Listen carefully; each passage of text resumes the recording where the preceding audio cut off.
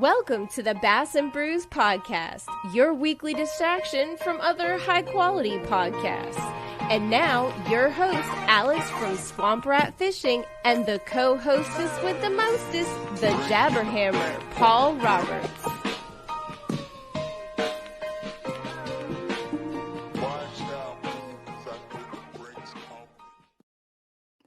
Hooty-hoo! I'm going to start it off a little bit different today. Alex is not with us today. He came down under the weather a little bit, and he said he felt really, really bad. So he's taking the night off, and I'm here with our two guests. We got two guests, so we still got the threesome going on. We got primary Jumpmaster, and then we got Mr. Shad Bird. How y'all fellas doing tonight? Oh, I'm surviving. Good. Just got off of the water. Nice. How about you, Shad? Did you get off the water too? No, I got off work. Got to work. Unlike old Jumpmaster.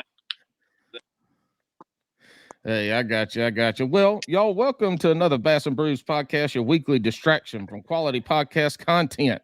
And tonight we're going to aim to create really, really bad content for y'all to listen to and enjoy. And so we're going to roll with that. All right, fellas. We are here tonight to talk about some co-angler fishing and some stories that y'all have about your fishing journeys and fishing together, right? Oh yeah, and we got the stories. That's for sure.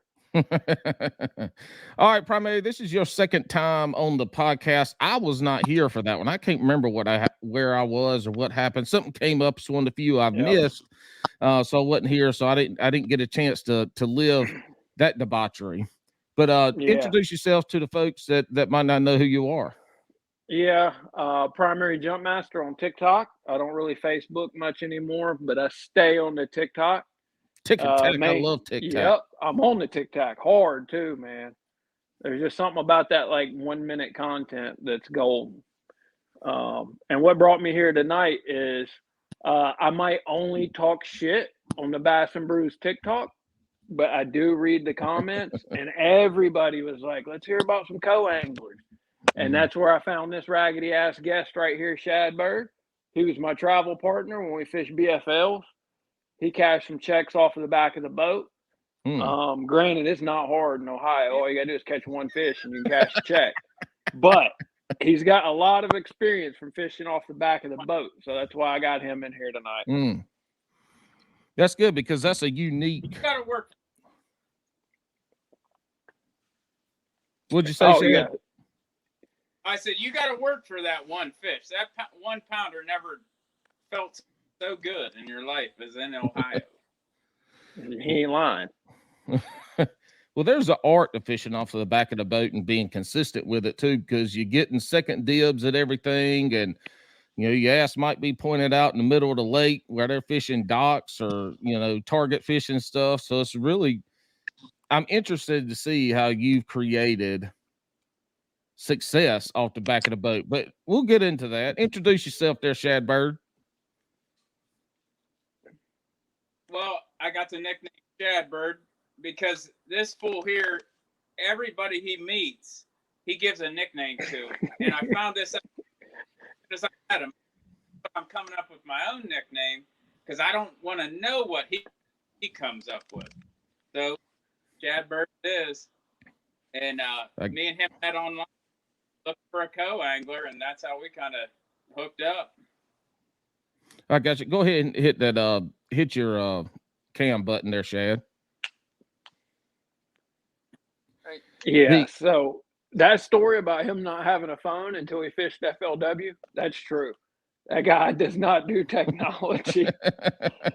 So we linked up on Facebook. Okay. I went on a Facebook FLW page and was like, hey, I'm going to travel all the way to Ohio and fish the BFL circuit up there this year. I'm looking for a co-angler to reach out to me. And where were you that you looked to go to Ohio to fish the BFL? Oh, I was in Kentucky at the time. I was in Kentucky. So it was still a drive. So we're still looking at 4 to 5 hours for an event, but it was comfortable enough to where I would go do it.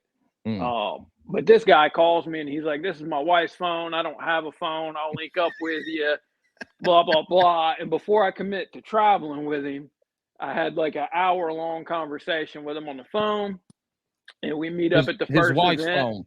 Yeah, on his wife's phone. And we meet up at the first event. The first event, I went all out and fished probably almost a week out daily. And I met him at that event. And then from there, we hooked up and traveled to each event together after that. And he'd practice with me on practice days out of the back of the boat.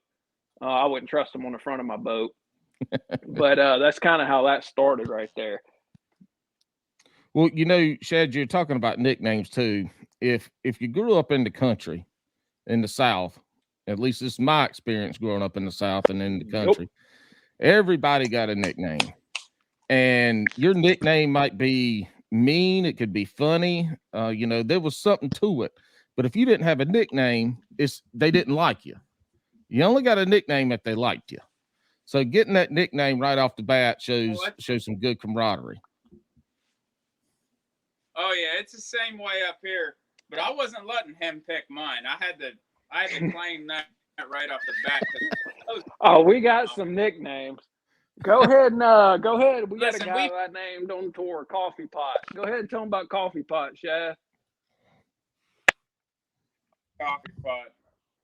Super nice guy, living his best life, but he'll test your patience. And if he comes up to your car, you're going to have to pretend you're sleeping because he'll talk your ear off. Hour-long conversations about. You got the stories on him. Yeah, so Coffee Pot, I do like to give a nickname.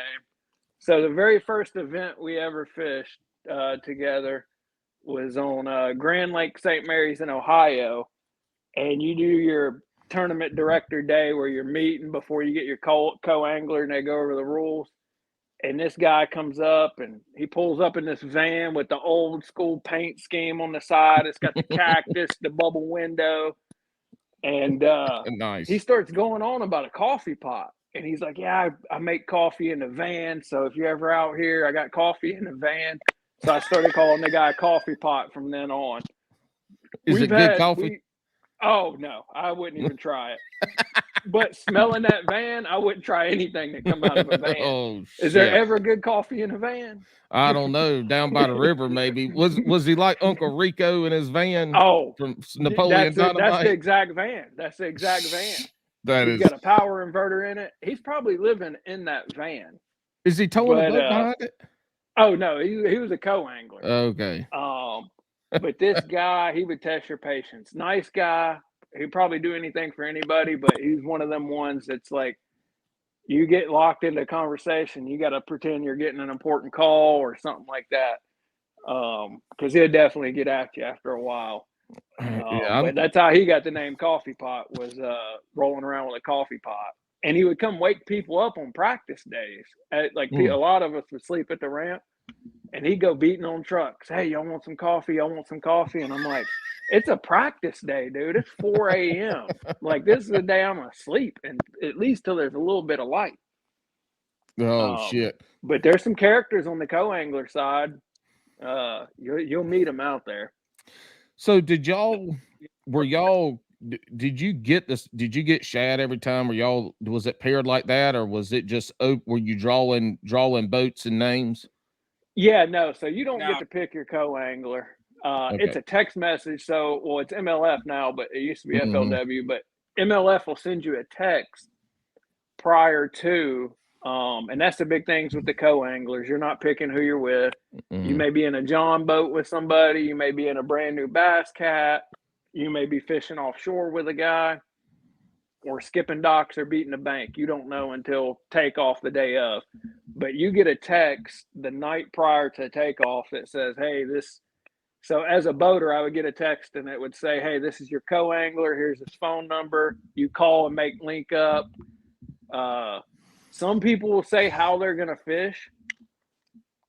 So you can tell them, "Hey, we're fishing offshore rock piles. I'm doing a lot of drop shot or something." I never did that. I'm not telling them anything. because there's guys that get burned where a co-angler, if you're like me and Shad traveling together, that co-angler's probably traveling with somebody, and after he has a conversation with me, he's telling his boater, this guy's fishing offshore here doing this with a drop shot, and now the cat's out of the bag. But that's how that works. We've never got paired up for an event, but to go practice, he would always be in the boat with me before the event started. Okay, I got you. So, Shad, what are they talk about being power anglers and being finesse anglers and stuff like that. Do you fish one way when you're off the back of the boat, or are you fishing opposite of what your angler's fishing? How do you approach a tournament and fishing off the back of the boat?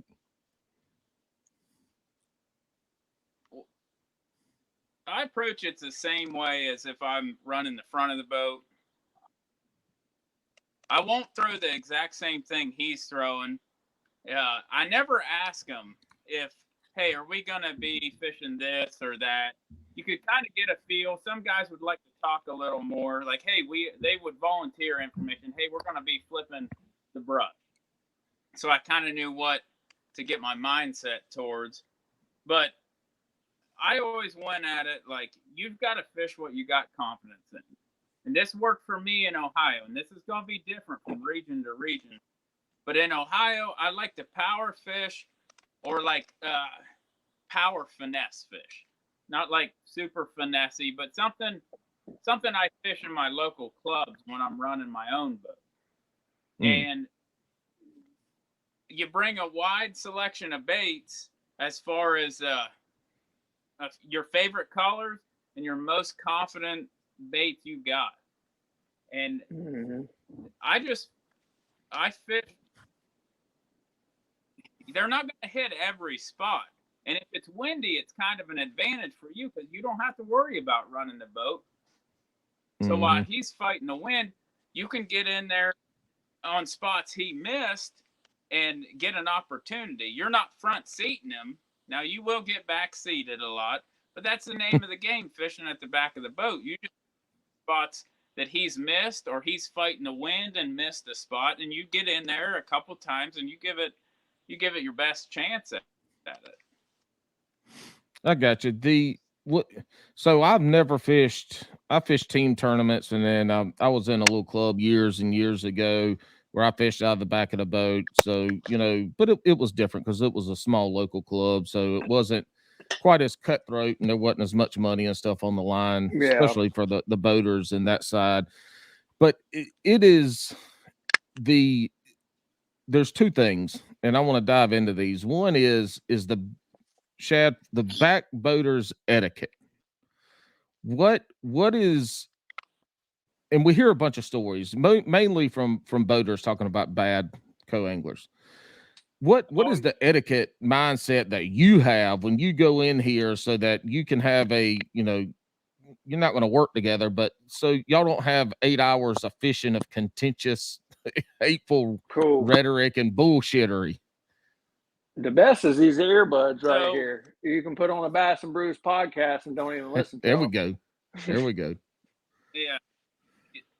So first thing, you get that call the day before of who you're paired up with usually. And I always waited for them to call me. I didn't want to bug them.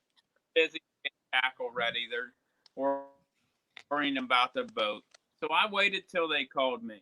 And then you can kind of feel them out in the first 5 minutes and be like, okay, this guy's a talker, or this guy's real to the point. He don't want to talk nothing. So I just ask him, where you want me to back the boat and all that kind of stuff. And you just feel them out. Now, I was lucky. I was with the large majority of the guys were great guys. I would fish team tournaments with them. But what I always did is I give them the gas money up front before we blast it off, because I always heard horror stories of boaters getting shafted on gas money. Like the non-boaters would just duck out and pay them. So I figured, well, if I pay them up front, that at least puts their mind at ease. Like, hey, this guy isn't a total asshole. a total asshole. So that's what I always say off the bat. And I kind of let him lead the conversations as far as if he wanted to talk, I'd talk. And I'm a joker, you know, I always make stupid jokes and stuff. But if he wasn't the type of guy that was open to, you know, bullshitting, then I'm gonna sit back there and I ain't gonna say nothing and I'm gonna fish.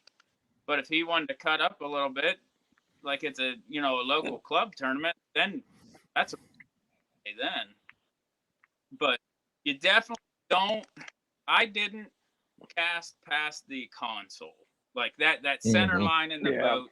Like, hey, all my water, and if he says go ahead and cast up here, well, I'll cast up there. But I ain't gonna ask him if I can cast up there. And sometimes you'll get them where they're hugging the bank, like flip to the bank, like he's almost beating the side of his boats off the bank. And you just got to find somewhere to cast at that point, whether it be out the back or you get yourself a nice set of glasses. And on some of the waters in Ohio, it's all shallow. So I'm looking out the other side of the boat for like a submerged log or something he ain't hitting. Because you got to keep your water to catch a fish, so you got to cast somewhere. Don't just sit there and not cast if he ain't where to cast. Find something. Yeah. On the money side, what is the expectation of non-boaters from a monetary standpoint? What should you be offering and what should they be asking for? Gas money, obviously, but half or what is that monetary? I don't know. Side?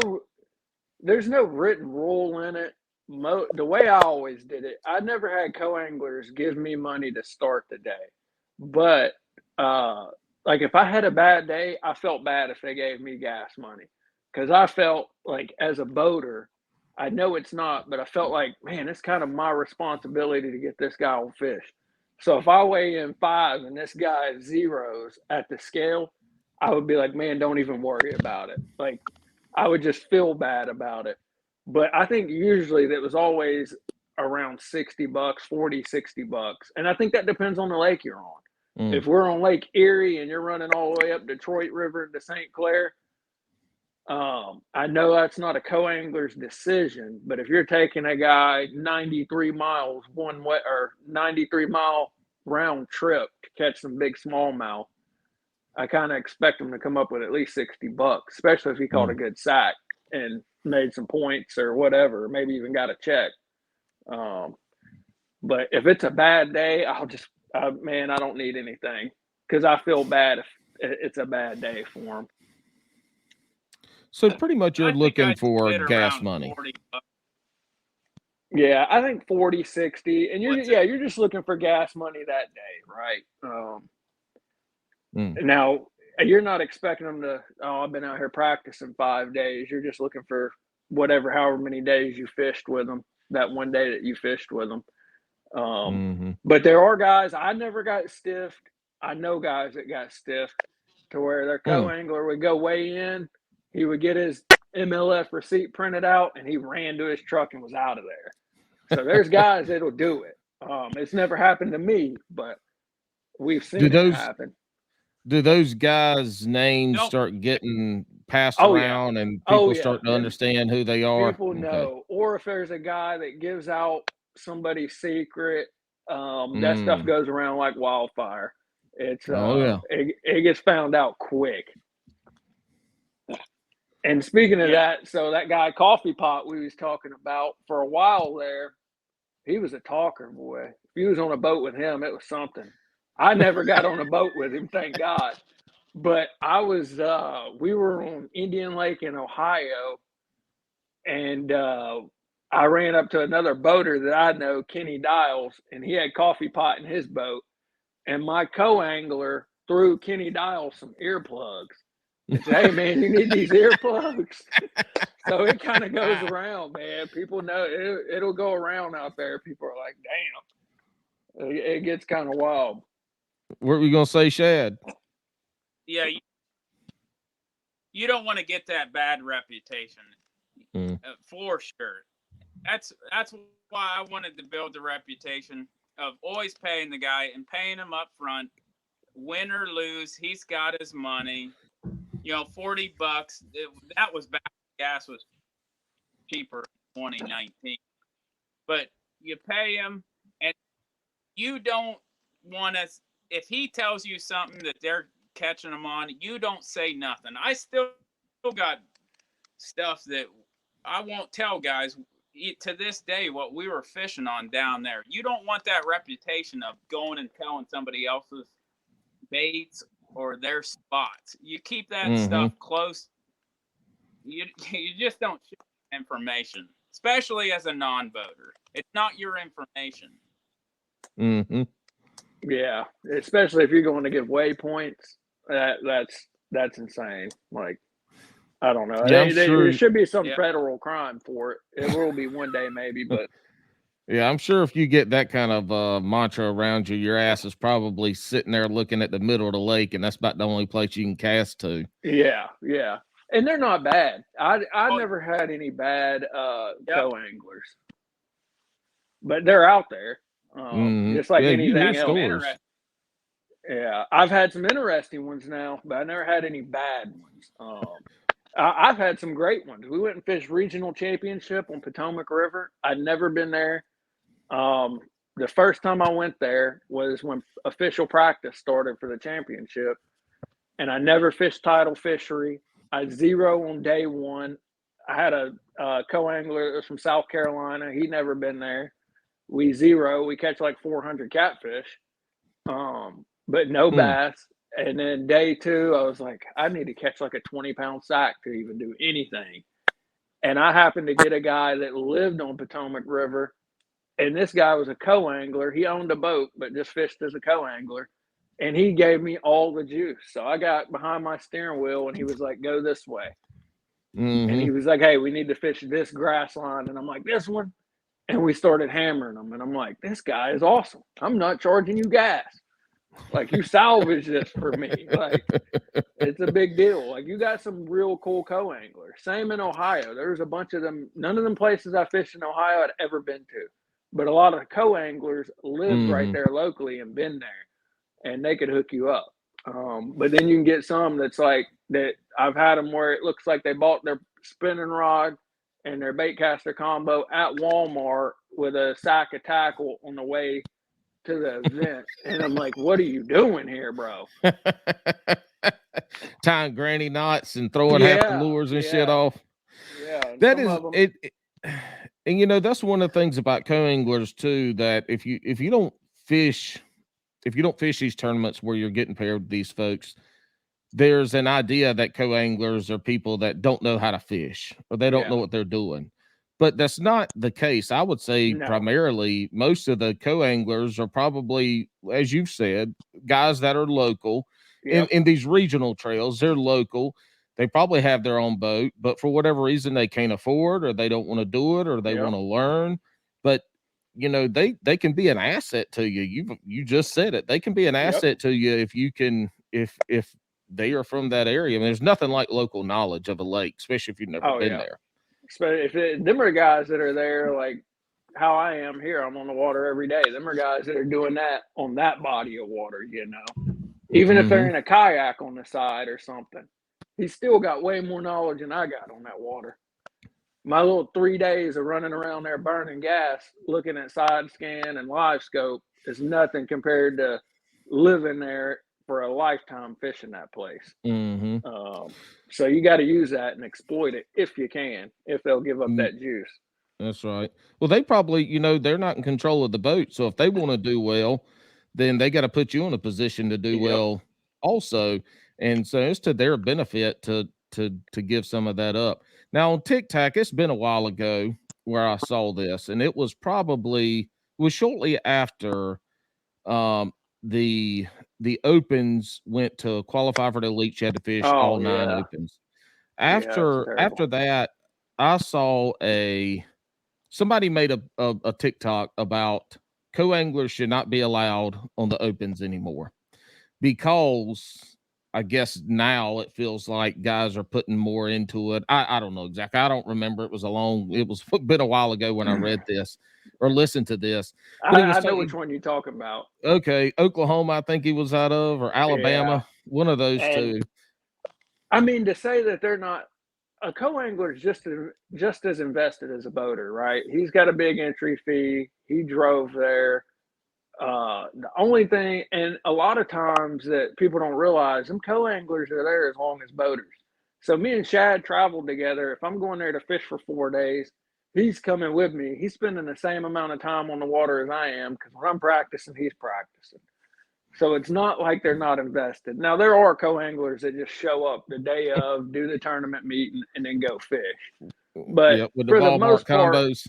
yeah. So for the most part, they're invested, though. They got just as much in it and just as much to lose or gain as anybody else does. So I disagree with the whole co-anglers shouldn't be. Plus, it just gets people into the sport, right? Like if you're somebody that just doesn't have a boat, doesn't have the means for a boat, it gets you in there. So it's an important thing to keep and have, I think. There's two things why where there's co-anglers, there probably will continue to be co-anglers. And one of them is the entity putting on that tournament is getting their entry fee. Yep. So they ain't gonna cut out half the damn entry fees. Yeah, general tires don't want to lose that money. No.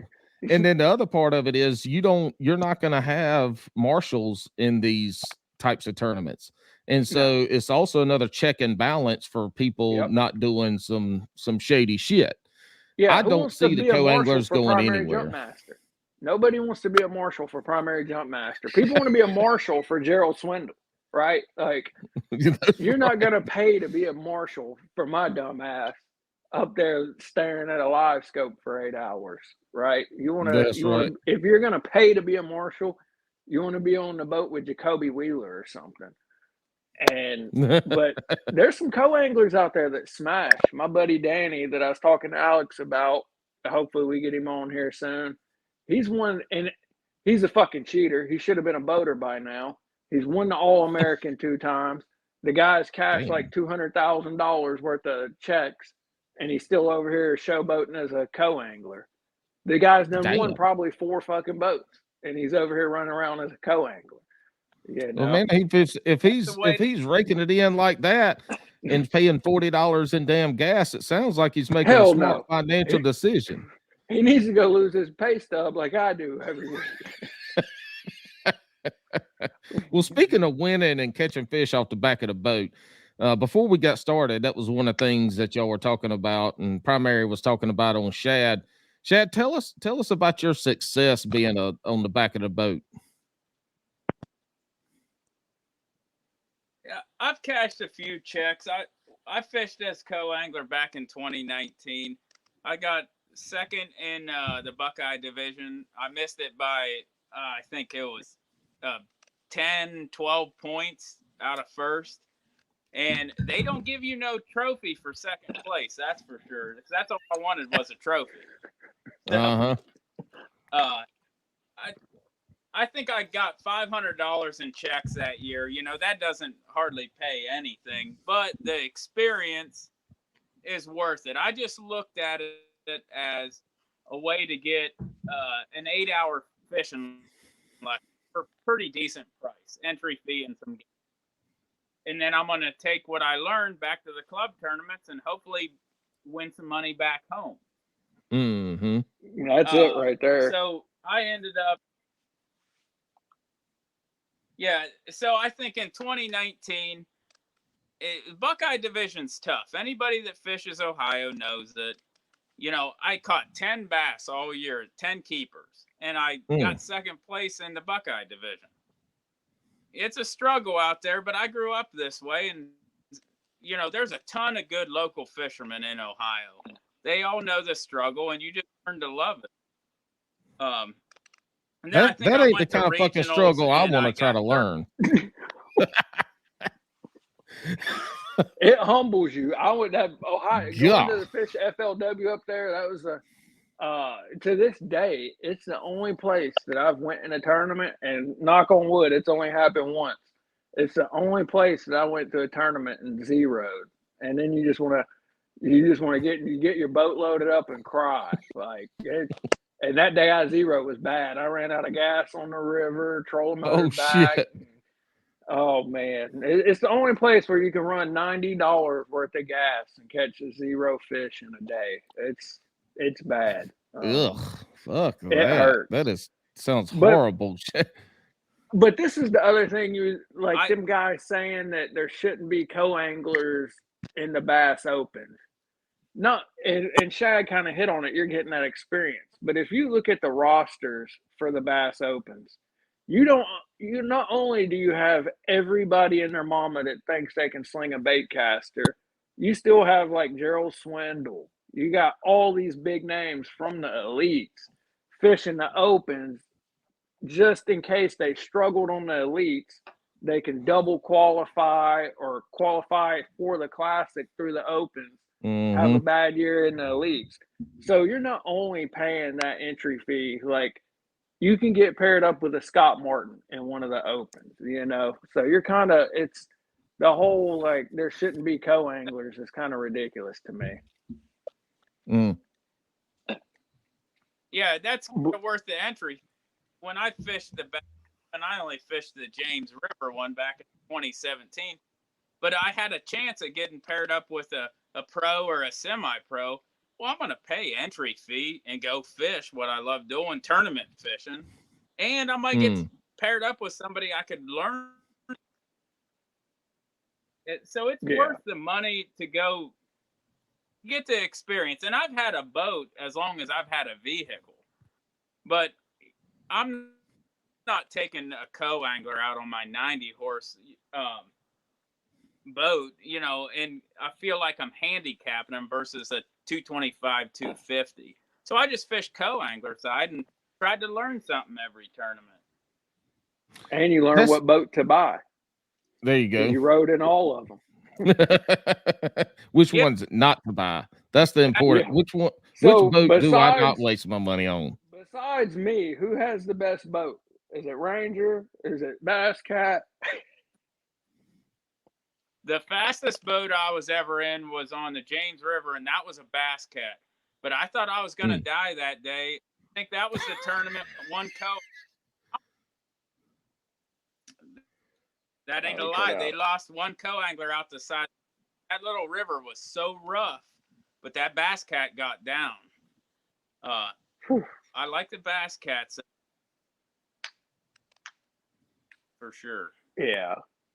So Shad, we mostly hear the stories when people tell stories about the co-angler fishing and all that. We always hear the bad stories about the co-anglers. Do you have any bad, weird, funny stories of boaters that you fished with? Yeah, I really only had one bad boater, and this guy, I don't know why he showed up to fish that day, but he was so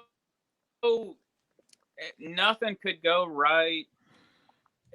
Just so miserable to be out there. It was complaining about politics all day. He didn't know my politics. They weren't the same as his, but he was complaining about that all day. If somebody would shoot a gun down on the Ohio River, target, he was, banging on all them damn hillbillies. And just, it was the most miserable experience because he was just so negative. And you know what's funny about that story? Tournaments yeah. That he tells me this when I'm going to weigh my fish, and then I meet his boater, and I thought he was the coolest guy ever. he was the nicest guy in the world. You didn't spend 8 hours on the boat with him being negative all day long either. Yeah, that's true. It's all about perception and time of meeting. Yeah. The only time I almost asked somebody, just drop me off on the bank. I'll walk back. God dang. It was. And other than that, I had great guys. But this guy, he was to the point where he was almost throwing rods in the water every time he missed a fish or it come off. But the funny thing is, if you stay focused, and I was catching fish behind him, not a ton, it was on Tanner's Creek, but he would get so pissed and be like, "What are you throwing?" And then he'd go down and tie on a spinnerbait that looked close to it and start slinging it. So it was enjoyable, and to the point of you could frustrate him just by staying focused and catching. Yeah. But I couldn't wait to get off the water. That any funny stories, any funny shit, them falling in or anything like that on the boater side, them being like, man, fuck this, you come run this boat, I suck today, anything that would be a funny story. We got see, I get along with about anybody as long as they fish or hunt and are pro gun. So funny stories usually come in with me and Jumpmaster pre-fishing. We had to fix Tanner. Yeah, as far as on the tournament day, no, it's all serious. I'm there to catch fish and learn something, but just catch fish. And most of the guys were the same way. The fun times of fishing out of the back of the boat is that pre-fishing, that meeting the guys at the boat ramp. Those are the funny story times, and we got a few of them. But I'll let Jumpmaster tell some of them. Yeah, still in power with me. Yeah, there's some bad boaters. There's some real bad boaters. So Shad will remember, we went to regionals on Potomac River, and it got so bad. Day one was canceled due to weather. The tide was the lowest it's been in 5 years or something, they said. So anywhere you fished in practice didn't have water. That's the main reason I zeroed on day one, where me and Shad went and practiced and found fish. Had zero water. I got my boat stuck in there first thing in the morning going in. And then I look like an idiot because my co-angler's like, "Have you been in here before?" And I'm like, "Yeah, there was water in here when I was in here last time." But that tournament was so devastating. There were so many. It's probably got the record for the most zeros for a regional championship in one day. It was so bad that boaters didn't even fish the second day. They would just pack up and leave. But the problem it created was that there was co-anglers that didn't have boaters for the next day. So there's bad boaters too. There's guys that are just like, fuck, I'm going home. Fuck this. I'm going home and going back to work and clocking in. So I think it's on both sides of the house with bad ones. That was ridiculous. They should have qualified boaters that left. They should have disqualified them for the next year because they let everybody hanging. Yeah. I thought so too. But then there's cool guys. That sucks. Because I had a co-angler that was like, because Shad was a co-angler that could cash a check that didn't have a boater. And I was about ready to give Shad my boat and say, okay, I'm not going to catch a check, but you still can. So I'll give you my boat. And even my co-angler was like, I'll give somebody my boat. Like my co-angler was ready to give his boat up to somebody he didn't know, his personal boat. So there's good guys out there and bad. I think more good than bad.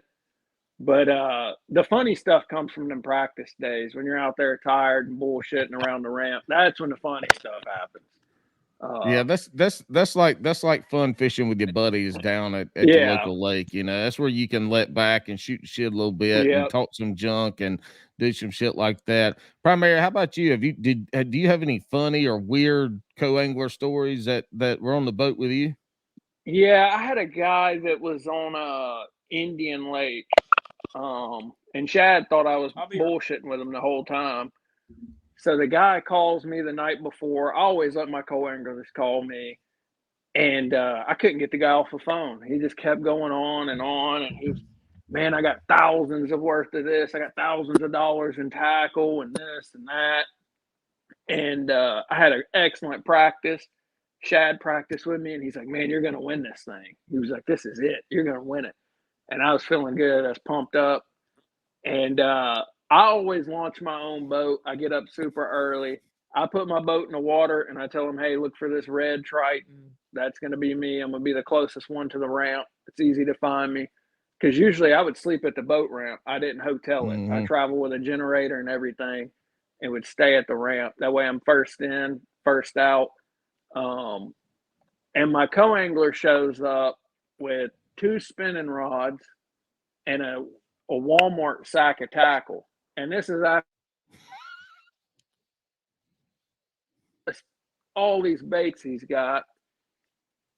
And I was on a good topwater bite, throwing a KVD Sexy Dog, the 3-hook one. And I catch one on this point that I was catching fish on in practice. And I turned the boat while I'm putting mine in the live well. And I told my co-angler, I said, hey, put on a walking bait and throw across this point. And I'm putting a cold ball on my fish, putting it in a live well. And he has this massive blow up. And I'm like, that's it. I told you. And it comes off quick. And he's like, I don't know why it come off. And he's got this finessey ass spinning rod with a mega dog walking bait that's 9 inches long. And he goes, I don't know why it came off. And I said, why are you throwing it on that? And then I gave him a real rod and he backlashes it. And I was like, oh man, I can't deal. I was like, you deal with that. But I was like, I can't believe. And then I was kind of pissed because I'm like, that wasted. I could have caught that fish and I let this guy mess with it. And he just done fucked up your reel. He's like, you fucked it up, you fix it. Yeah. And I remember I text Shad and I said, you're not gonna believe my co-angler. The guy showed up to fish. He had some high top Jordans on. I don't know if he was going to play and one mixtape or bass fish. But I was like, I'm all about some Jordans, but I'm not gonna wear them on the boat all damn day. And I was texting Shad all this, and he's like, oh, it can't be like that. No. This guy looked like he stepped right out of a Vanilla Ice music in a day. He did.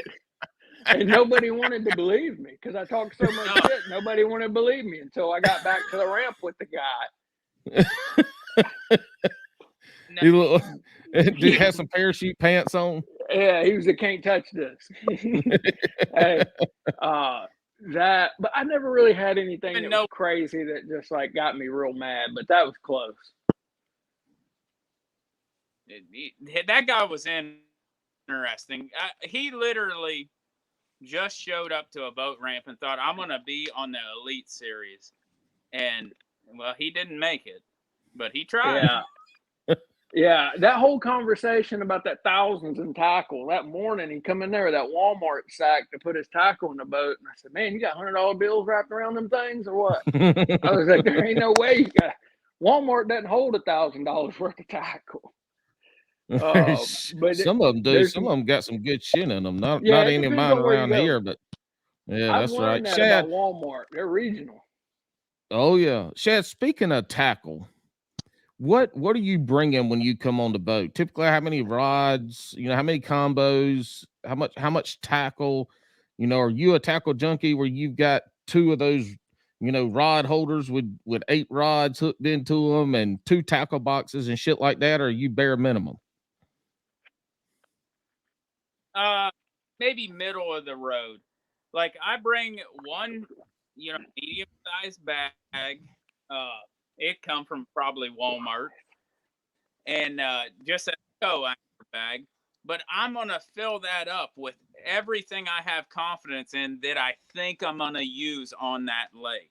So there might be, 25 pounds worth of baits in there, and an extra reel in case I backlash one, or an extra reel that's got braid on it if I think I'm gonna frog or flip and I don't want to bring extra rods, so I can change out a reel rod I can kind of cross over with. So I think you are allowed Jumpmaster, 6 rods on the FLW stuff. I don't think there's a real number on it, but I think it's like 6 or 8 is the etiquette. I always brought 6, and it would be like 3 bait casters and 3 spinning rods, or 4 and 2. I'm a bait caster guy, but I'll throw a spinning rod. I don't care, whatever it takes. But I would always go, and this is for Ohio. Like Ohio is so different from like good fisheries. So I would go on my bait cast. It just is what it is. Ohio, it's a struggle, but you still get out there. So on my bait casting, and this was for my setup, on my bait casting rods, I'd bring some 7 foot. I like 7 foot. I'm a shorter guy. So 7 foot, I'd bring a medium and a medium heavy. That'll cover a lot of the baits you want to throw on bait caster. And then my spinner is 7 foot medium. You just kind of learn. I kind of taught myself to like the feel of throwing either a drop shot on a medium to like a heavy shaky head. You want something that's versatile. You can't get, I can't, when I'm fishing club tournaments, I'll have 12 rods in the boat. It's set up for each specific thing. But fishing out of the back of the boat, you want that all around good rod somewhere in the middle, because you don't know what you're going to end up doing that day. You're at the mercy of the guy in the front. So if he says, hey, we're going flipping, well, I've got a lot of practice flipping on a 7 foot medium heavy. So, you're not going to have your heavy rod with you for, down south flipping, but you just get comfortable with that middle of the road rod and middle of the road reel. And that's what I did. It's just try to find something that's in the middle of the spectrum where you can throw lighter stuff easy enough. But if you need to horse them out of some grass, you at least have some backbone to get them out of the weeds. You never know what you're gonna do. Yeah, that's similar to kayak fishing. So I'm mainly like I fish kayak tournaments here. I fish some boat stuff with buddies and all, but I got a kayak. I don't have a boat. And when you're kayak fishing, there are people that carry 12, 13 rods in there, but for the most part, folks are carrying somewhere around 6 to 8, maybe less, depending on how dialed in they are. But you're downsized everything and what you can put on most of these kayaks. And so, transferring over to a non-boater probably isn't that big of a shock as somebody that's typically fishing on the front of their boat, and then they show up to fish as a co-angler, and they can't carry all their shit, and they don't know how to use what you were just saying, how to use a rod and a reel for multiple different applications and fishing. So being able to do that, again, that's another art to being a co-angler, is being able to be versatile enough with your gear that you can fish a bunch of different ways and feel comfortable with it and catch fish that way. I mean, that's something to say about the level of angling that you can have in being a successful co-angler. Yeah. 100%. One thing I couldn't fish off the back of the boat. I did it. I've done it a few times just in practice with Shad, to where like I'll go retie something and he'll get on the trolling motor and I'll say, oh, I'll just stand back here for a minute. And I'm like, to hell with this, dude. I want to move this thing where I want to go. I want to be the first to see something. You can't see your grass back there, and you can't. You're probably hitting your trolling motor and shit, all smacking everything in the back with all your crankbaits and shit. I thought about this today at work when I was thinking about stuff for this podcast, is now with live scope. Like, that's got to be brutal to be a co-angler sitting on the back and the angler's getting a live look at fish and you're just back there flipping or throwing whatever. And this guy's just like over here with this live scope like he's fucking jacking white perch or crappie, just finessing them. It's got to be brutal. But I did always keep, I run a Humminbird and Lowrance over the console, and I always kept the Lowrance on that had side, down, and 2D with the temp and depth. So at least they don't have to ask me like how deep is it or the water temp. But these days now, I can only imagine what it's like being a co-angler with this live scope going on everywhere, Yeah, that or shit's got to forward suck. facing. Especially on these smallmouth lakes where that's how If they're you're catching all of them. Yeah, and see, in Ohio, in the Buckeye division, I think it's easy to fish out of the back of the boat because you don't have to worry about that offshore bite as much because our water quality is shit. There ain't nothing for dissolved oxygen down, but so you're beating the bank. So Buckeye division's good for the back of the boat, but that's because I grew up struggling here. And there's only 7 bass anyway. What in the whole state. Yeah. Yeah, there's 7 bass. You're trying to catch one, and that's what you do is you just need to don't zero. You catch your one fish. That's how I made it to second in the division. Just hand in the fish you can hand in. Don't zero. And the one thing, see, I had a boat that I had the 360. I got the Solix on there. I've had the Helix on there, the Hydra Wave. So going to the back of the boat, most people underestimate you, which is a good thing.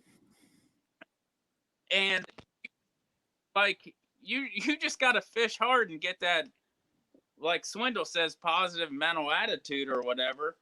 And don't worry about stuff you can't control. If he ain't gonna give you nowhere to cast, you find some place to cast without pissing him off. Don't front seat him, but he get every fish that's on that bank or one moves up. You just gotta fish like every cast there's a bass there, and it's a lot of mental. And I mean that's kind of it. You just stuff's out of your control in the back and you don't worry about it. What's fun is when they start, what are you throwing? Yeah. That is one thing that when I fish the local club tournaments or when I'll go out with the buddies and stuff, be on the back of the boat, your mental aspect can fucking shit the bed at the snap of a finger, because it can be downright just, I mean, asinine how shitty it can be, and the day starts dragging. So being able to keep your mental game up, that every cast is a fish, that shit's hard. I mean, that is really hard. And especially if they're not catching them on the front of the boat, your chances of catching them are even going down past that. Shad, when you're practicing with Jumpmaster, are you practicing at the back of the boat like you're going to be fishing that tournament, or are y'all fishing together, trying different lures and stuff like that? How are you, because a lot of co-anglers probably aren't getting to practice at all, and you're being able to. What are you doing during those practice days? Are you practicing just like you would be on tournament day fishing out the back, or are y'all working together to try to figure out bites and patterns and stuff like that? I would say we was working together. We've got 2 different styles. He comes from down south, so he's throwing big stuff, and I'm throwing decent sized stuff for Ohio. But we'll go to finesse if we have to. He'll go super finesse, and we'd work together. And I'm fishing like I'm running the front of the boat, as far as if I can catch him power fishing, I'm gonna try to find that flipping bait. But I'm also checking and seeing what drop shot, and I'll cast a drop shot into the shore, not like traditional drop shot, but anything too that you've got confidence in. But like tournament day, that's a day you don't want to try a new technique. You want to try that on your practice days or at your home water. I never wanted to try to learn a new technique on the fly because I knew I'm too dumb to learn it in 5 minutes. So yeah, we'd work together. You know, I love Bullshit. frog fishing. We wasn't working together. I hate We frog argue fishing, so much about. I don't hate frog fishing. I love frog fishing, but this is somewhere we argue. He'll throw a frog in some open ass water somewhere, and I'm sitting here. I'm like, why in the fuck am I going to throw a frog with a hookup ratio below 50% if I can throw a walking bait or a popper that has a bunch of treble hooks on it? So we didn't work together. We just argued the whole fucking time. And if he caught something on something, I would take a mental note of it, never give him credit, That's and then right. I go fucking smash one on. We spent a lot of time arguing about what to throw. Yeah, but that's how you work that out. Plus, I agree with him on the open water frogging, but most of the time nobody throws a frog over some like more open looking water. So I'd catch a random fish out there, and that's all I need on tournament day is just a random fish. So I'll fish the bank, but I'm gonna flip around the side of the boat and I'm gonna pitch one out where I think there's a weed bed that's real submerged.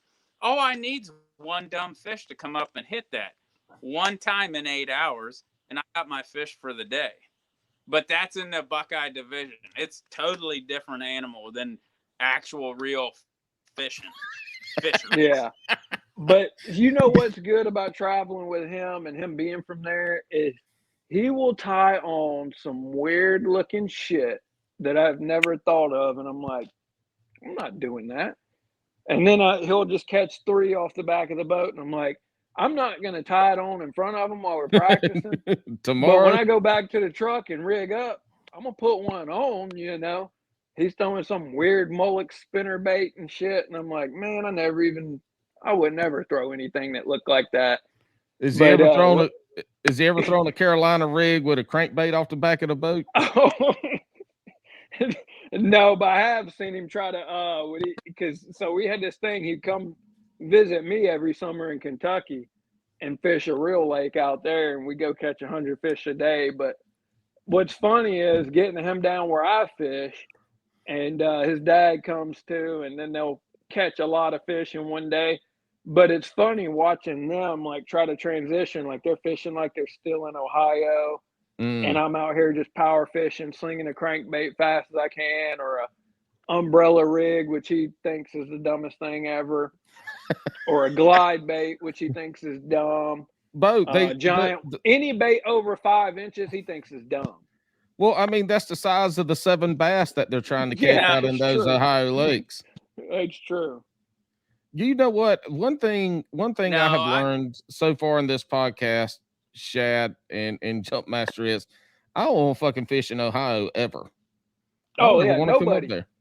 Anytime somebody talks to me about it, I'm like, there's Ohio and the Potomac River. If you stay away from that, you got a better chance of catching a bass in a ditch in my front yard than you do the Ohio River. Yeah, but you're in Louisiana. That's 100%. But you're in Louisiana, so all the lakes out there look like ditches in your front yard. Yeah, that's true. That is true. But Ohio's a different creature. That's a wrong attitude to have. You want those super tough tournaments where everybody's crying, everybody's bitching, nobody's catching a fish, because those are the ones for me that are winnable. If you can catch that 3 fish, that 5 limit, you want the hardest tournament possible, because then the real good guys are struggling, and you just need to be the lucky son of a bitch that can put a couple in the boat. So when you ain't real good, you want the toughest tournament out there. I like the Potomac. I like the James River because everybody else didn't like them. You just got to embrace that suck. There is something about it. There is something about it. Like one of the Ohio River trips, I put on a mega dog in the summer, and I was like, I'm just going to throw this all day. If I catch one big dumb one, I've done something. And you can cash a check with one fish there. If you got 1 4-pounder that's like, I'm going to eat this stupid chrome mega dog, you got to check. You got to check, and you're the man when you walk across the stage with your one fish in Ohio. Now, don't come to Toledo Bend with that bullshit. You ain't doing that on Talapo Bend now. But in Ohio, you can get away with it. I like. My biggest. I like. Go ahead, Shad. Oh no, go ahead. No, go ahead. Oh, my biggest bag in an open tournament up here, it was just like a working man's weekend open tournament, is only 16 pounds, and we won that, and I had a 6.98 in that Damn. tournament. So when I don't know how to catch State record. 20 pounds of fish. Hey, I know there's an 8 in that lake, Tappan Lake, Ohio. Shryock fished that. There's a lot of good fishermen up here, a lot better than me. They just don't want to go any higher, so they don't. They just beat up on us locals. But I know there's an 8-pounder in that lake, and someday I'm going to catch. There's an 8-pounder in this cove right out that window, and it's a lot easier to catch than that whole shitty lake up there. You probably see that 8-pounder every day too, don't you? Yeah, that's where Shad gets mad is I'm fishing every day. He's like, Well, y'all got Uncle Frank Scalish up there, and he seems like he catches some fish in some of them Ohio lakes. Oh yeah. There's some hammers up there. Bill Owen, he came out of there on the Ohio River. The Shitlock brothers, the Sheep and Wolf Cats or whatever. Shad rolls with him. Shad, he got a job offered by him just to drive the fucking truck around for him. Hell yeah. I wouldn't do it. But. They're super nice guys, and they're good. They're damn good fishermen, and there's a lot of good locals up here, and it makes you tougher. It makes you, you don't really like going out and not catching any fish, but the guys go out there and do it anyways, and it forces you to get good or just embrace the suck up here. Well, there's something to say about always having the struggle bus when you're out there fishing all the time, especially in a tournament scene. When you come from having to grind that shit out all day, every day, goes back to that mental aspect, right? You know just to keep plugging along, because at some point you're gonna hit something. Just keep doing what you're doing. Like, there's patience in that. I'm a very impatient motherfucker, and me too. And that's not to say I don't like to grind. That's not it. But I'm impatient. I'm always moving. I'm always trying different stuff. I use my graphs to help me find fish. So I'm trying not to waste time. But having those days where you're struggling your ass off in tournaments and in careers, and then you get out there and you get in a fishery where the shit's good. That's awesome there. But those other tournaments where the cold front blows through, because that happens every tournament. Those are the days that you can keep your shit together better than some of these other folks that are used to catching 100 fish every time they go out. You keep your shit together better, and it increases your odds of cutting a check or winning, because you're not letting that get you down. It's not getting you off your game. It's not getting you off of what you need to be doing. So coming up with that struggle bus of fishing, it says a lot about those guys that have made it to the pro levels and have done well. Yeah, it makes you appreciate when you get back to your home waters. For my case, I go up there and practice for 5 days and fish a tournament, and then catch 4 fish that total time. And then I can come back home and catch 100 in a day. And I'm like, yeah. But even when I have a bad day at home, I don't suck. Yeah. Even when I have a bad day at home, and I'll call Shad on my way from the ramp, and I'll be like, man, I only caught 16. I was like, I don't know. They was off today. I couldn't find them stacked up. And he's like, that's a whole year in Ohio. And I'm like, I know. But it sucks for right here, right now. It's all about where you are right now. And if you're in Ohio and you catch 4, be happy. Be happy. That's it. Just love that. It's the expectation. And I think that's what any lake you go to in America. What's the expectation that time of year on that body of water? That's true. The worst thing I can do mentally is go down and fish with him down south, and it's be so easy to catch fish, and then come home, I don't even feel like fishing for a month because I don't want to go out there and struggle for 5 fish a day or day. It's horrible. Like, I would fish good water because I don't know what I'm missing. Yeah, him and his dad If did that take a makes couple months off any sense. fishing after the last trip. Oh shit! He was like, I just don't even. He's like, I don't even want to go out because of this shit.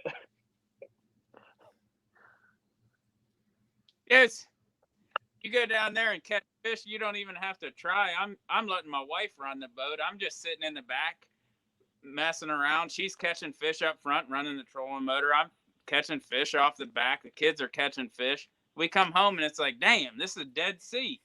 And I better move to Kentucky.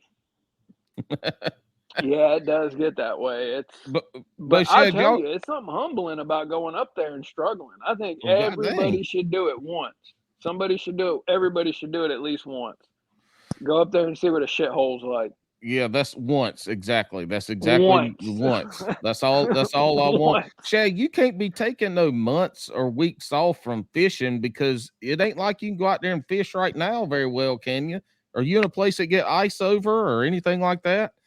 What is your time frame? What's your winter time frame where you just can't get out there and go fish unless you're ice fishing? Well, see, there's guys still on the water. Some of the hammers up here, they'll go till ice, and then if, say, it depends on the year. Say December, they'll end, and in March, they're back out there. If they can get a boat in and there's 10 foot of clear water along the shore. But see, I run where, and I grew up this way. I grew up fishing from as soon as I could hold a pole, and it was mostly all soft plastics. So we would turkey hunt, and then so I missed the spawn. Like, I don't know how to fish spawn and fish because we were always in the turkey woods. Then we hit the lakes, fish, and then as soon as deer season come in, we'd be in the deer woods. So I missed the early fishing that was good and the late fall fishing that was good because I was always hunting. So we'd get that dog days of summer fishing and just the struggle bus. But hell, we still like doing it. And when hell, me and Dad would tournament fish as much as we could, working man tournaments and weekend tournaments, night tournaments. I love night fishing. It can be a make or break. Like, you're either on them or you're not. I still haven't finished that, figured that out. But there's guys that will fish until they absolutely can't. And then it seems like everybody's like, well, there's nothing else to do. Let's go ice fishing. Some years you get some ice. Other years you don't get any ice. But ice fishing, that's like a last-ditch effort. You just want to be out. You lost me. You lost me. I'm not trying to be out there sitting in that shit. It's colder than penguin pussy sitting on an iceberg, man. I'm good.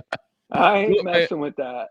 I want to go ice fishing, but I want to be in a shanty where we stay out there in the shanty for the week and drink White Claw surges and bourbon and eat what we catch and I'll bring up Carolina Red Hots, eat a bunch of Carolina Red Hots and, just sit out there a couple nights in the shanty. And so I don't want to sit out there in the middle of the lake on a fucking bucket. That's what they do. Through a hole. I don't want to do that. I want to go out in the shanty and do it. I want to be in the outhouse on the ice, living it up, having a grand time. Look, there's no fish to be caught in Ohio. There's no fish to be caught in Ohio when it's good, when they're schooled up. You damn sure ain't catching them when there's 6 inches of ice on the water. That's just a bunch of people wanting to leave their house because their old lady's bitching and sit on the ice because that's better than listening to her. That's all that is if you're in Ohio. Now, I'm sure if you go to Wisconsin, they're probably catching something maybe. Yeah, there's some truth to that. Instead of ice fishing most of the time, I'll just go coyote hunting. Because I got a better chance of shooting a coyote than catching a damn bluegill or crappie through the ice. Yeah, y'all can keep that. Y'all can keep that Yankee ass shit. The ice. Go ahead. Oh, Ohio's got big deer, depending on what area you're in. But most of Ohio, their fishing's pretty rough. Lake Erie's good. Mosquito Lake's great. And Portage Lakes. All them western Ohio lakes, them guys, to me, really struggle out there. Is that just the fishery isn't good, or is it just? I mean, that's just fuck. I don't even know why I'm asking that question. We have come to the conclusion that Ohio fucking sucks. Yeah, they don't do anything. I mean, we for just the come to that fisheries. conclusion. And then the good times that there are to fish, Shad's out here fucking hunting and not even out there fishing, chasing thunder chickens and coyotes and shit. And don't get me wrong, I'll fish in the cold. I go to Cumberland in the cold. Me and my wife went to Cumberland. It was 17 degrees. We was breaking ice off the guides of the rod. But the difference between Cumberland and Ohio is on Cumberland, I'm catching 5-pound smallmouth. And Ohio, I'm just reeling in a Bama rig full of moss or something. You know, like I would go deer hunting over that shit too. Well, so we talked about this earlier. I'm 15 minutes from Sharon Harris, and that lake, I fish. I don't hunt anymore. All I do is fish, and I'm out of a kayak, and it doesn't matter. I've been out in the kayak when it's been 15, 19, 20 degrees, plenty times. But here we do, Sharon Harris is a great blade bait lake. And when you go out there, you're not going to, I mean, you'll have days in the winter where you'll catch, and matter of fact, a couple of buddy of mine have gone out there and they've caught 20 plus bass, and the biggest being 7 pounds. But the point I'm making is you get out there with that blade bait on this lake, and you're not going to catch a ton of fish like you will in the summertime. But man, the chances, most guys that are out there fishing a lot in the winter, Jordan and Harris primarily, because that's the ones I fish and my buddies fish, they catch numerous 7, 8, 9 pounders in the wintertime. The majority of their big fish of the year come from pretty much December into 1st of March, when they're out there in 20 to 30 foot of water blade baiting or throwing a drop shot. All my double digits have come from -1 have came from December, January time frame. Every big smallmouth I ever caught has been in the middle of December, right around Christmas. That is something that changes. If you get on a fishery that has smallmouth, they seem to be more active than largemouth are in the wintertime. Now, in the wintertime, I don't go out and catch I don't have 100 fish days in the wintertime, but the quality greatly increases. And that's when you see, especially on Jordan and Harris, like some of them guys, they might only catch 8 fish that day, but they caught an 8-pounder, a 6-pounder, you know. They're putting together a good bag. Yeah, they're putting together a sack out there on Jordan and Harris this time of year. Yeah, especially the folks that are good with their live scope. The last couple of years, those forward-facing sonar folks out on Jordan specifically have been putting together 30, 35-pound bags during our winter months. And our winter months are December, January, kind of into February. And they do it. We don't get ice, so it's just cold as shit. And the sun comes up and it's not, you warm up a little bit, but the chances for us to catch big fish down here greatly increase with the exception of the spawn period during this wintertime fishing. And it's still a grind. I mean, I hate it. I absolutely hate it out there sitting in the middle of the damn lake, vertical jigging a stupid ass blade bait just over and over and over. I hate that shit. It drives me nuts. And I'm not good at it. One reason I hate it, I'm not good at it. Hadn't clicked for me yet, but it is, I've seen the fruits of the labor of people. And so I'm slowly beating my head against the wall enough that I'm a little more patient. That blade bait and that thick ass War Eagle spoon, I guess they always jig that thing. I'm not a fan of it, but it works. So I go and do it, And the reason is because if I ask you right now, would you do this 1,000 times for this 1 8-pounder that I showed you? And you'd be like, well, hell yeah, I will. But at the time, you don't know that that's what's going to come from it. So you're like, oh, this sucks. Well, until you catch that struggle you get through.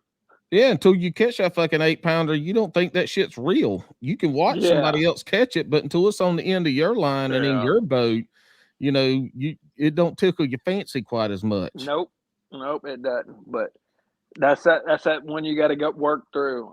And I hate the cold. Shad, I tell you, I can't stand the cold, but I'll deal with it if I'm gonna catch some big fish. And then them December, January months, that's when it's happening. In Kentucky and here in Louisiana, that's when it's happening. That January month, man, I can't. Oh, I love it. Get that Bama rig going, and that's where it's at. That is where it's at. You know, you skinny folk don't like the cold weather. You put some meat on your damn bones, you'll be able to handle it a little bit better. Whoo, I don't think it matters. I just can't do the cold. That shit hits my bones. I'm like, nope, that's it. That's it. And I won't lie to you. If I get out there and about 2 hours go by, I'm like, damn, if I don't catch something in a minute, I'm going to leave. But it always happens. I'll catch one, and then I'll be like, that next 2 hours goes by with nothing. And I'm like, oh, man, if I don't catch something in a minute, I'm going to leave. There's always something that happens that keeps you going just a little bit longer. See, I grew up only bass fishing, but the best cold water fishing up here, in my opinion, and the easiest is muskies. Them muskies, when the bass start being finicky, more finicky than usual in Ohio, those muskies start eating. And I just use my bass tackle. A buddy of mine, Water Faucet, that's another nickname Tony gave him. He showed. I don't even know his real name. I just call him Water Faucet. But that's a tough nickname there. That's a lot of syllables for a country person to say. Hey, he don't even know my real name is the thing of it, and I know I'm not saved in his phone under my real name. You're not. So, but those muskies, that's a true story. The muskies are a fun cold water fish. In Ohio, the eastern part where I'm from, you know, if the bass don't want to play, I'll fish for some muskies, and I don't even know what I'm doing, and I can catch a few of them, make it worth going out. That is a big difference in the northern lakes versus southern lakes. We don't have any ice, and we can go out there year round. The bass are still gonna bite, but we don't have a variety. We don't have those cold water fish that we can target. With them teeth fucking we don't have no toothy bastards like that. You know, down here you're catching crappie, you're catching bass, and that's pretty much it. You know, you probably hook into a catfish every now and again, but if you're out there, you're fishing for one of those two things. But the crappie fishing around here is pretty damn good right now. Yeah, we got alligators, alligator gar, grinnell. I think y'all call it a bowfin, but other than that little tooth thing. Funny story about that toothy fish. I don't know what it's called. I can't remember. But I caught one on Indian the first time I went there. It wasn't a muskie. It was something else that they go target after there. Saw guy. And I caught it on, saw guy. Saw guy. I caught it on 1.5 square bill. And I was like trolling motoring across to this other side of this channel. And I was just throwing a random square bill and caught one. And I went and been down and I lipped it. And that son bitch ate a line across my thumb. And my co-angler went to laughing. And he was like, I didn't know you was going to grab it like that. And I was like, I don't know. I've never seen one. I was like, I don't know what the hell it is. You know, and I grabbed it like that and it tore me up. And I was like, what was that? And they were like, it's a saw guy. I was like, what the hell is a saw guy? They're like, oh, they're good eating. I'm like, man, fuck that. It's like Alex's story about him catching his first. Down here, we call them jackfish. Up yonder, that's what y'all we call them jackfish. Yeah, pike and pickerel, stupid ass names like that. But it's a jackfish. But he caught a jackfish and he went to go lip that bitch and it tore his thumb all to hell and he's bleeding everywhere. He's told that story a few times. I can't tell it like he can because I usually ain't listening to him. It's straight razor blades in the mouth of them things. I don't know why anybody would want to go target that. Like, unless you're going to pop it with a 22. Eating. I don't know. I'm not eating it. Yeah. I don't even want it in my boat. But The guys that fish for them say they're good eating. I ain't wasting my time with them either, and I live up here. Yeah, you out hunting this time of year for sure. Yeah, he's out there sitting on the ice calling coyotes. That's what he's talking about the other day. He's like, I can ice fish and coyote hunt. Here we I'm go. like, dude, hell with all that, man. Shad, I'm not dealing with that. Shad, you ever ate coyote? No, I got a buddy that tried it once just to say he did. Yeah, he wasn't too impressed with it. If I was hungry, I'd try it, but I've still got enough meat on my bones. I ain't that hungry. You got winter storage. I mean, I like. I call it tactical fat storage. I'm prepared for the winter. So am I. And I keep preparing every year. My fat stores are well endowed. I'm gonna get there once I retire. I'm gonna start it. I'm gonna do the beard and the keg. Mine's not gonna be fat storage. It's gonna be a keg full of Knob Creek bourbon and Bud Light. Man, you gotta get you some White Claw surges in there too. It'll change your life. You and Shad Bird are on that weird drink level. Him and his Red Apples, L's, and White Claws. I keep it trailer park, bud. I keep it trailer park. I ain't drinking the regular White Claws. It's the surges. I got 8 alcohols in them. I can drink 3 or 4 of them and be golden. And I didn't have to drink a 12-pack of regular White Claws and be bloated and feel like shit for the next 2 days. Yeah, I honestly never even drink a White Claw. It's just the stigma with it. I can't even bring myself to try it. Well, the surge is a man's drink. I'm telling you, 8 alcohols will sneak up on you. It tastes like a little bit of flavored water. And it's got 8 alcohol. Here's a good story. So we had our Bassmaster kayak qualifying event, and me and a few other guys went and stayed at a house. And Michael Wiggs, he came down, and we had some White Claw surges, and he was putting them things down. And I've seen it a bunch. I've seen people drink them things like they ain't nothing. And by the end of the night, he wasn't feeling good, so he went to bed. The next day, we get out on the water. And I pedal. I got a Hobie, so I pedal, and he's got a native, I think. But anyway, so I pedal real fast. About 4.5 miles per hour pedaling. That's my speed I'm at. He's keeping up with me. We fishing about an hour into fishing. I see him over here. His hands is in his face are in his hands, and he's rubbing his head and shit. He's like, dude, I feel like shit.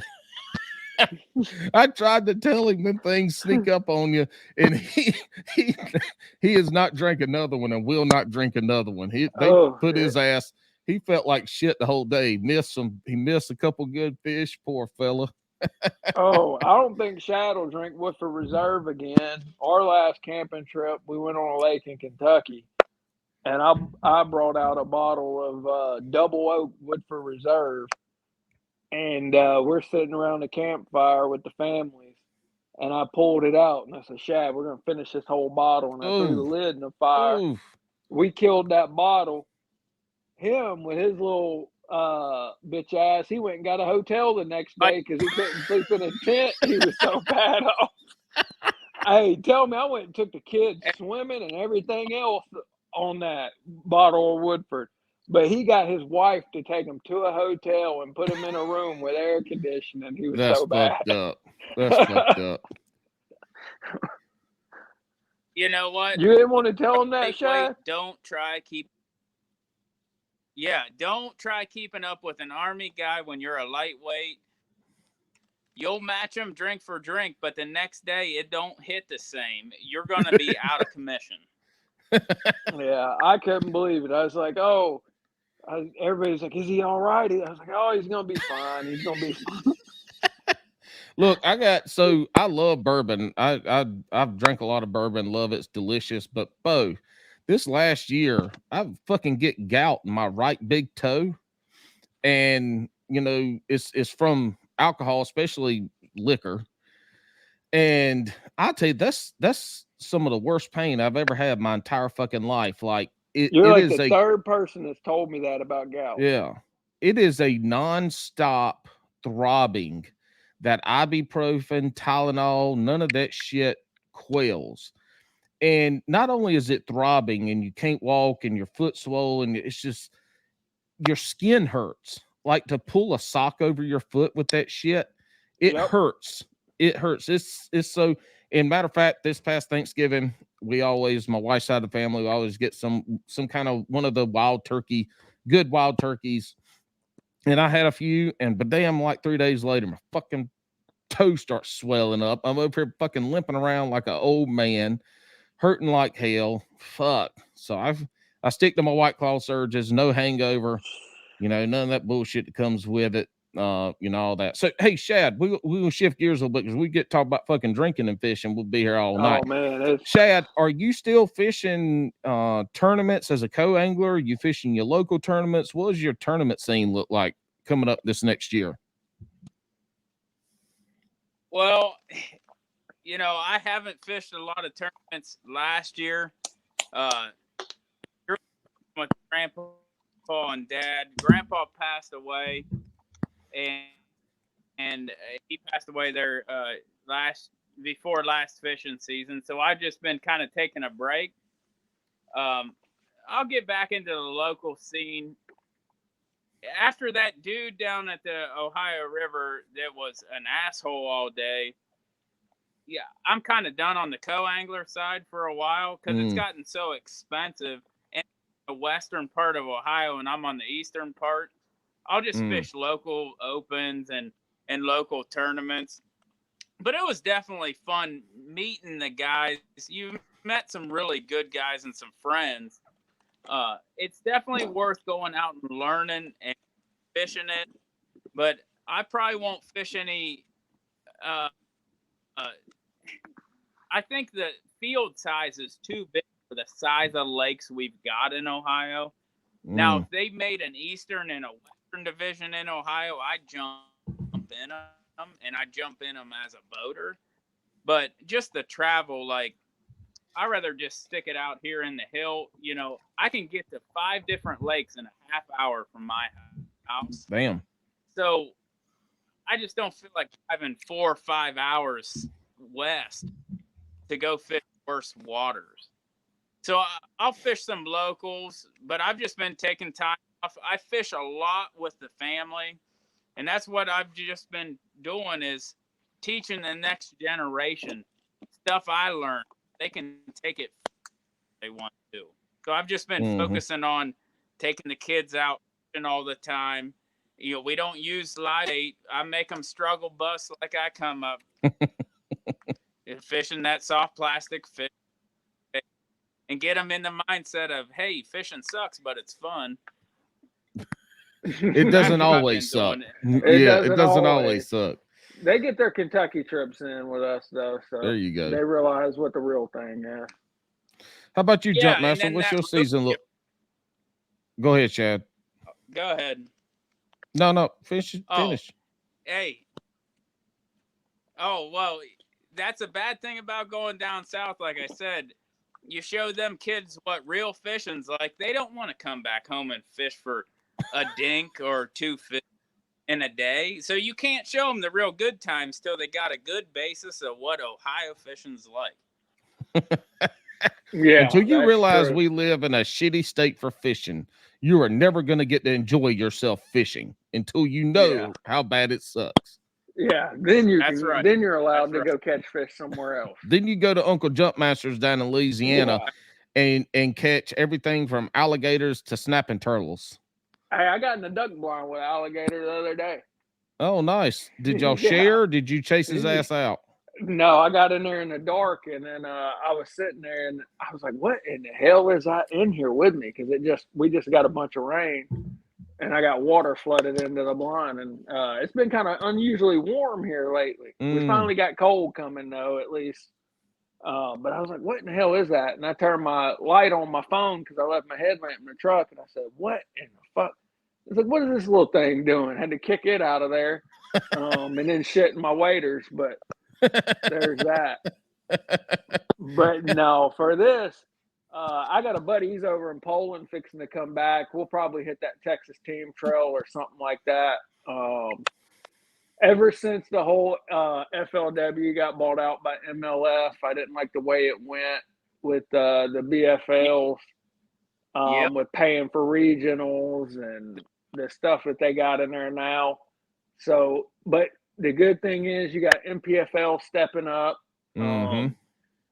I wish I was already on my retirement like damn Alex, and I'd have dropped my application for that MPFL, but I'm not there yet. I got about 2-3 years to go before I hit that, but I'll probably hit some Texas team trail, stuff like that, because there's a lot of, if you go East Texas, Louisiana, there's so many trails that pay more than MLF does. The stage is not quite as big, but the payouts are there. Less Less travel. travel. Yep. Yep. I would do it again if I could get Shad to come all the way down to hit the Cowboy division and fish Sam Rayburn and Toledo Bend. I'd probably get on it again, and that would make it worth it just to hear him rap about all his bullshit. Oh. I think he should do it just because it's a trip to a real fishery. There you go. As soon as I hit the lottery, I'm going to have a place down south so I can actually go fish in the summer and then come back up north for the winter. There you go. You're going to snowbird That's it. opposite. That's opposite. Why would you go up there for, I'm not going up there for the winter time. We got big bucks up here. You got to get in the woods. Yeah, but you coming down there and fishing when it's 135 degrees, no wind. Oh, you ain't getting him in the heat. He won't go to Kentucky when it's 90. He'll go get a hotel room. He's so bougie. Oh my God. The one time we go to regionals and I roll, I got a camper on my truck, generator. I'll stay in a Walmart parking lot or at the boat ramp. And this guy's like, come on, let's get a hotel room.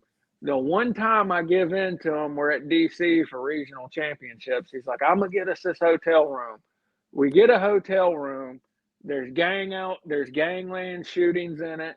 People are pulling the fire alarm. SWAT's raiding rooms. We're in the hotel for 2 nights. We get kicked out at 3 a.m. over SWAT team and gangland shootouts and everything else. I say, dude, I'm better off in my truck. I was like, this is why you stay in the truck, man. I'd have got some sleep in my truck and at the boat ramp. I'm like, dude, and you don't get up as early. That ain't a lie either, because the first night, because I just threw a mattress in the back of that Honda Pilot. We slept at Walmart parking lot. Old coffee pot found us. 3 states over. He did. He found us in that. He did. That ain't no lie. That Walmart parking lot was the safest spot in Virginia. I think. You go to Baltimore. You go to Baltimore, Walmart's the safest place for you. I can tell you that right now. But Coffee Pot did. He come and found us from Ohio in a Walmart parking lot in Baltimore, and he knocked on the cab of my truck, and I played sleep hard as I could, and he commenced to talking to Shad for 2 hours. I stayed in the back of my truck. He put some air tags on y'all's vehicles. That ain't a lie. And he was Jumpmaster was a car over texting me, ha ha ha ha ha. I pretended I was asleep. And, there's some good people out there. But I'm serious. Like that, where was it? Indian Head or whatever, wherever that hotel was. That was the most dangerous area to be in for like a redneck, a hillbilly like me. Like, I hear shots out home because somebody's hunting. I'm hearing shots in there because somebody's getting capped. And no thanks. Yeah. I'll stick to the hill.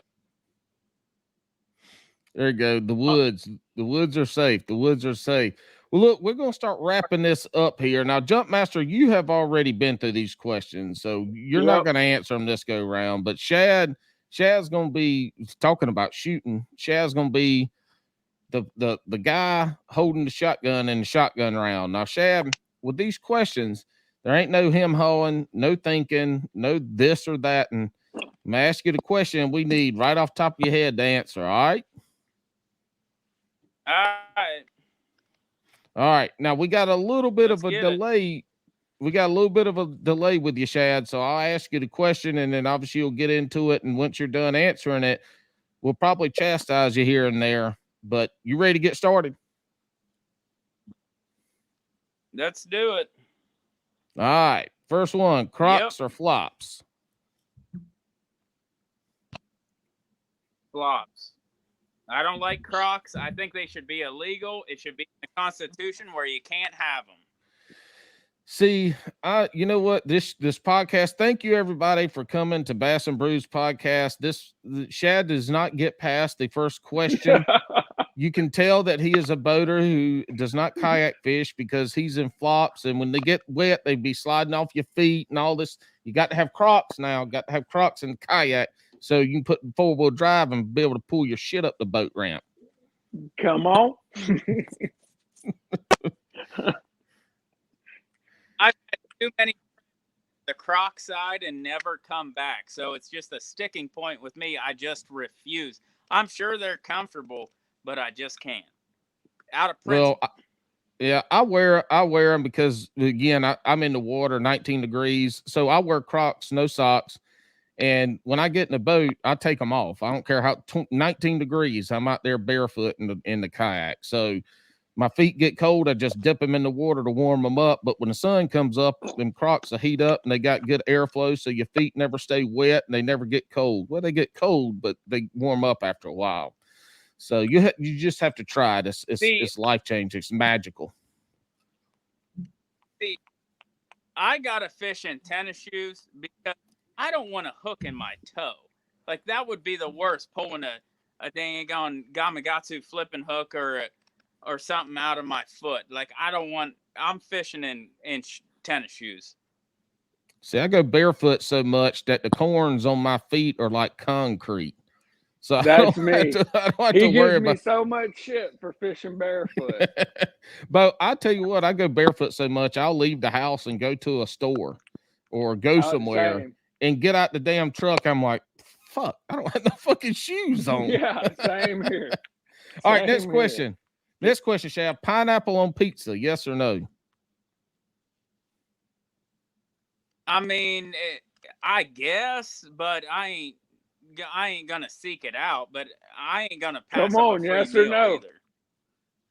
Yeah, I got you. I got you. You ain't gonna order it. You ain't gonna order it, but if it's there to eat, you're gonna eat it. Yeah, I'm not passing up a free meal. I ain't gonna order it, but I'll eat it if it's there. Yeah. Hey, I can live with that. I can live with that. Every fat person has that same answer. Continue. I ain't ordering it, but I'm gonna eat the hell out of it. All right, Shad, you gonna spend more on a rod or a reel?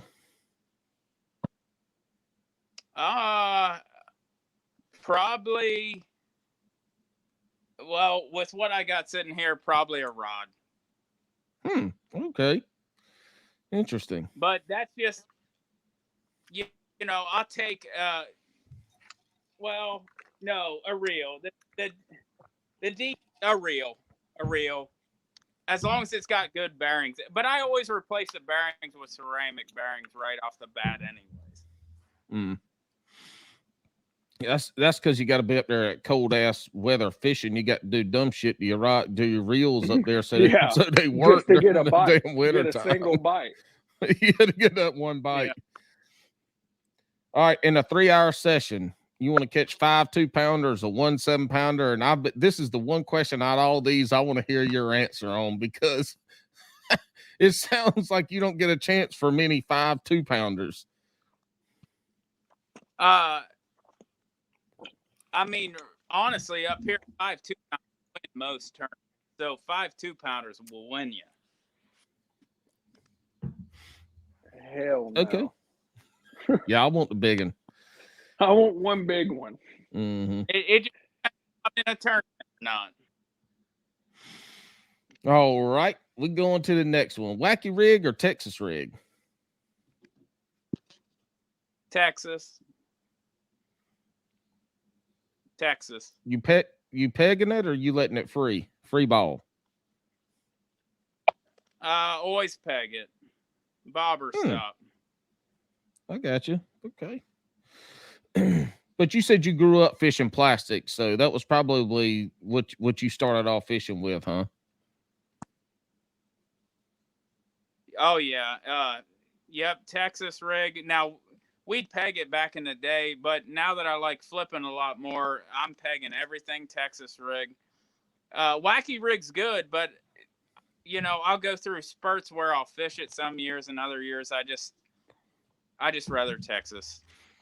Yeah, I'm too impatient for that shit. I at least got a Nico rig it or flick shake I it. don't want nothing slow. I don't want nothing slow. Speaking of slow, Shad, slow jams or hype music? Hype music. I got you. Hype. So is it some the good rap, the 90s, early 2000s rap, or are we going with some heavy death, heavy metal shit? Heavy death. There we go. You want to be beating your head against the steering wheel in the parking lot before you get up into the boat, huh? He listens to Katy Perry on the way to the ramp. That's what he say. Katy Perry. You listen to Katy Perry on the way to the ramp. Yeah, yep. That's right. That's 100% true story. Now, if you're going to be banging your head against the steering wheel of the boat all day trying to catch a fish, you might as well listen to heavy music. There you go. I like some ABBA. Tell you what, this shit gets me fired up. So, Shad, have you ever eaten beaver? Nope. I mean, not the kind you hunt. What other kind of beaver is there? I mean, you can hunt both kinds. It's just the area in which you hunt them. Yeah. Shad, you're in the north, man. You're in beaver country. Y'all got them big beavers up there. Never trapped one, never hunted them. I got better shit to do than chase some beaver. I'll eat that motherfucking beaver raw. Come on. Like pond hopping like his beaver raw. Yeah. That's what I said last time. He said beaver. I went a whole different direction when he said beaver. Hey, Shad, you up in the country, Bo. I bet you got some people that cook beaver. That shit's good eating now. You got to try it. I'll tell you that. All right, next question. Do you eat largemouth bass? Absolutely not. Oh. Nope. But we only got 5.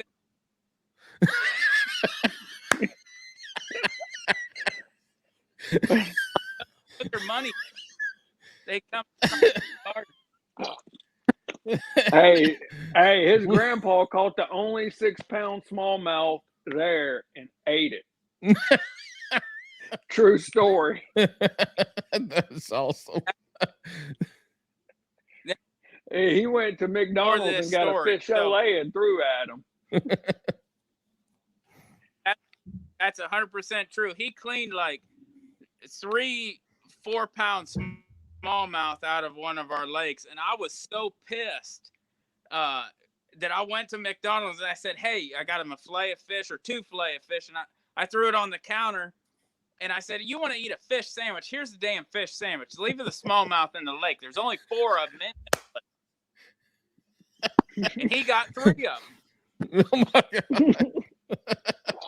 God. You know what? I'll accept that answer. I will not chastise you because you're the only person that we've talked to that won't eat it because you have only a limited number to actually catch to win money on. So I won't give you a hard time on this. You make a valid point of why y'all can't eat them up there. All right, Shad. Now this is the Bass and Brews, what we're known for. This question here is going to sink your career or it's going to take off like a rocket ship. One or the other. What are your top 3 sandwich proteins? Chicken, a throwback to when I used to fish with Grandpa. He always had like pepper loaf and then hard salami. What the fuck is a pepper loaf? that peppercorn bologna. I don't shit, know. where they put that fake ass corn peppers in it. Yeah, it's got a lot of pepper on it. It's something Grandpa ate on the boat. He either had that or I always went for the pepper. Oh, we have never that's had what it was called. I can't we've even. never had pepper loaf. That's interesting. I think I have seen that though before, but it sounds like pepper bologna. Yep, that's what it is. It's a better answer than cheese. Who was it that said cheese? That was Carolina Delirious Angler. That was like Yeah. Alex's third or fourth episode. We got cheese out of it. So I'm putting cheese on mine.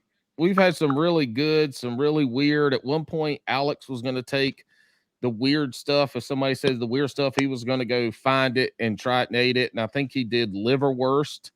And somebody said liverwurst, and he tried liverwurst sandwich, and that was the last time that he did that challenge. So that's why he's not here tonight, because he ate fucking liverwurst. Yeah, no, probably not liverwurst. I'm not sure what he ate, but whatever it did, it hurt his little short ass tummy.